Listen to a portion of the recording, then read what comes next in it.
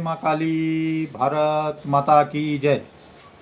भारतवासियों, ये जो विवेक श्रीवास्तव है लेफ्टिस्ट, इसको आप हर डिबेट में देखते होंगे, हर किसी चैनल पे देखते होंगे। आज ये कह रहा है कि मैं अल जजीरा चैनल देख रहा था और उस पर बता रहे हैं कि अभी तक मोदी जी ने कोई डोजियर नहीं बनाया और ना ही पाकिस्तान को भेजा है, और पाकिस्तान बहुत ही ज़्यादा गरीब मुल्क है। तो इसके कहने का मतलब है कि पाकिस्तान पे हमला मत करो, और वो बहुत गरीब है, उसे ट्रक भर भर के हमारे यहाँ से राशन भेजते रहें। ऐसे देशद्रोही आपके देश में बैठे हुए हैं भारतवासियों, क्योंकि ये लोग क्या करते थे, ये लेफ्टिस्ट कांग्रेस, डोजियर तो भेजे इन्होंने पाकिस्तान पे, ट्रक भर भर के डोजियर भेजे, हर हमले के बाद भेजे, और हर डोजियर के बाद हमारे भारतीय सनातनियों के, भारतीय नागरिकों के सीने छलनी छलनी कर देता था वो पाकिस्तान। ये डोजियर का फल हुआ, और वो डोजियर का ही नतीजा है कि संसद भवन हमला और 26/11 का ये दो भयंकर, जो सबसे बड़े भयंकर हमले थे, एक तो संसद का, दूसरा 26/11 का मुंबई का, ऐसे हमले हुए इसके डोजियर के ऊपर। तो सोचिए इनकी सोच कैसी है। और मैं कहता हूँ इसकी सोच ऐसी नहीं है, इसके जैसे हजारों भी नहीं, लाखों की सोच ऐसी है, जिसमें सुप्रीम कोर्ट के जज भी आते हैं, हाई कोर्ट के जज भी आते हैं, वकील भी आते हैं, नेता भी आते हैं, नेताओं के चेले चपाटे भी आते हैं, ये देशद्रोही पार्टियां भी आती हैं, इसमें सामाजिक जो कहते हैं अपने आप को धर्म कर्म करने वाले, वो भी इसमें आ जाते हैं।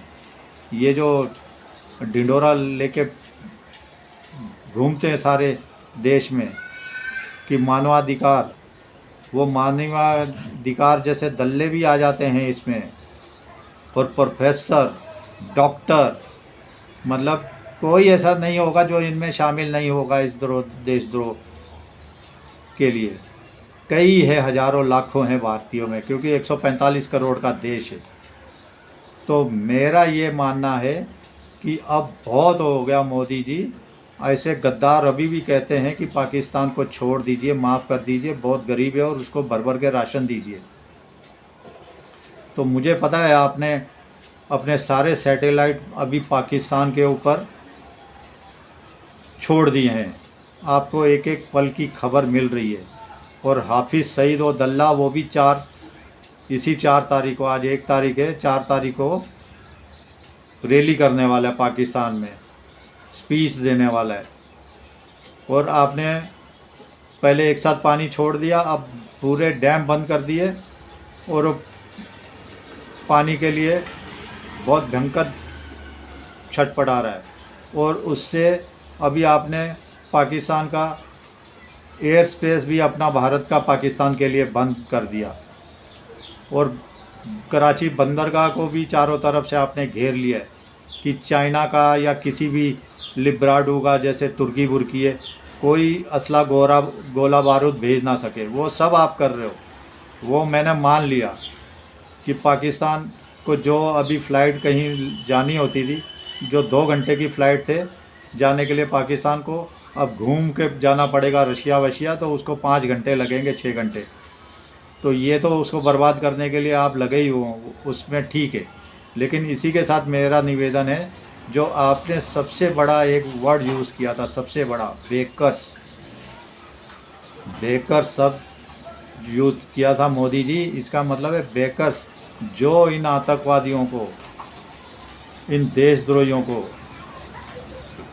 फंड देते हैं, या जो इनकी मदद करते हैं, या जो इनके चाहने वाले हैं, वो दुनिया के किसी भी कोने में रहे, मैं उन्हें दुनिया के हर कोने से ढूंढ के उनको इलाज करूंगा और मारूंगा। आज भी अमित शाह वही कह रहे थे।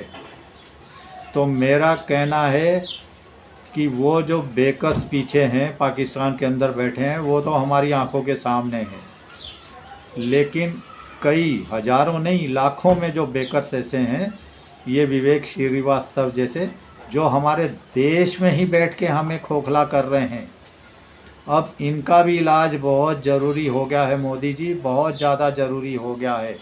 मेरा आपसे निवेदन है कि अगर आप सामने से इनको नहीं कर सकते तो दूसरा जो आपने अभी प्रचंड रूप धारण कर लिया है, उससे हमारा सुप्रीम कोर्ट भी सुधरा है, हाई कोर्ट भी सुधरा है, थोड़ा सा, पूरे नहीं सुधरे क्योंकि इनके दिमाग में गंदगी भरी पड़ी है, तो लेकिन थोड़े थोड़े सुधरे हैं। तो अब आप ऐसे बेकर्स का इलाज, जब आप अपनी भयानकता पे उतर आए हैं, आप ऐसे भयानक फैसले 240 सीटों के बाद भी लेने लगे हैं, तो एक फैसला मोदी जी आप और ले लीजिए।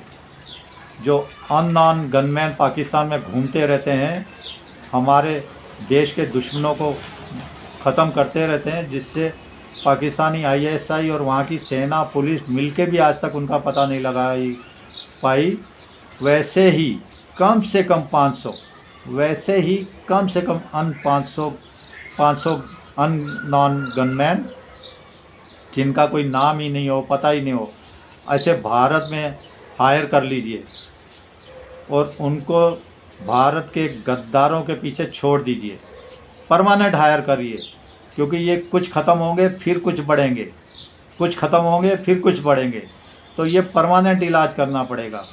तो इनका इलाज वही है, ऐसे कम से कम 500 के करीब नॉन गनमैनों का भारत में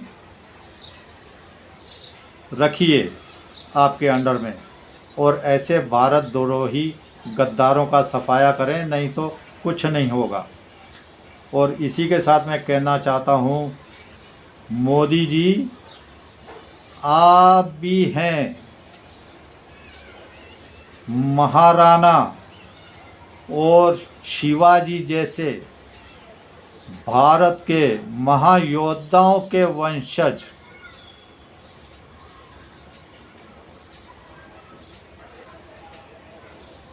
इलाज अब बहुत ज़रूरी हुआ, भारत में बैठे ऐसे गद्दारों का